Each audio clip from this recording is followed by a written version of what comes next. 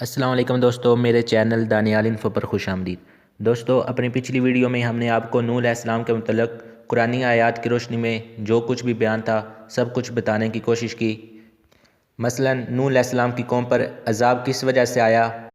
اور وہ کن بتوں کی عبادت کرتے تھے، اور نوح علیہ السلام کے اپنے خاندان سے کون سے افراد تھے جو مسلمان نہیں ہوئے اور طوفان کی نظر ہو گئے۔ اور اس کے علاوہ ہم نے اس پر روشنی ڈالنے کی کوشش کی کہ کیا نوح علیہ السلام کا طوفان پوری زمین پر،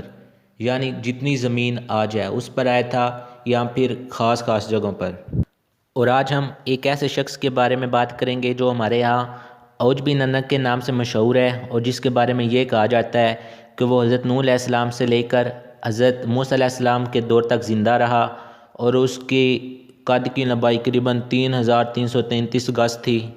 تو اس شخص کی کیا حقیقت ہے، یہ ہم قرآن کی آیات اور صحیح حدیث کی روشنی میں جاننے کی کوشش کرتے ہیں۔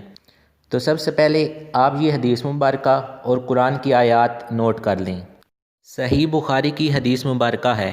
آپ صلی اللہ علیہ وسلم نے فرمایا کہ اللہ تعالیٰ نے حضرت آدم علیہ السلام کو پیدا فرمایا تو اس وقت آپ کا قد مبارک 60 ہاتھ یعنی قریباً 9 فٹ تھا۔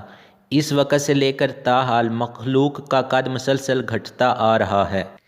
یعنی مخلوق انسانی میں سب سے بڑا قد حضرت آدم علیہ السلام کا ہی تھا۔ اس کے بعد سورۃ نوح کی آیت نمبر 26 میں اللہ تعالیٰ فرماتا ہے،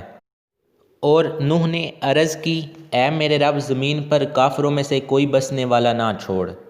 یعنی زمین پر جو بھی کافر ہوگا اسے ہلاک کر دے۔ اس کے بعد سورۃ الشعراء کی آیت نمبر 119 اور 20 میں اللہ تعالیٰ فرماتا ہے، تو ہم نے بچا لیا اسے یعنی نوح علیہ السلام کو اور اس کے ساتھ والوں کو بھری ہوئی کشتی میں، پھر اس کے بعد ہم نے باقیوں کو ڈبو دیا، یعنی جو بھی مسلمان کشتی پر سوار تھے وہ بچ گئے، اور جتنے بھی باقی کافر تھے ان سب کو اللہ نے ڈبو دیا۔ تو اس حدیث مبارکہ اور ان آیات سے بالکل واضح ہو جاتا ہے، حدیث کے مطابق، کہ اس کا اتنا بڑا قد ہو ہی نہیں سکتا، کیونکہ تمام نوع انسانی میں سب سے بڑا قد حضرت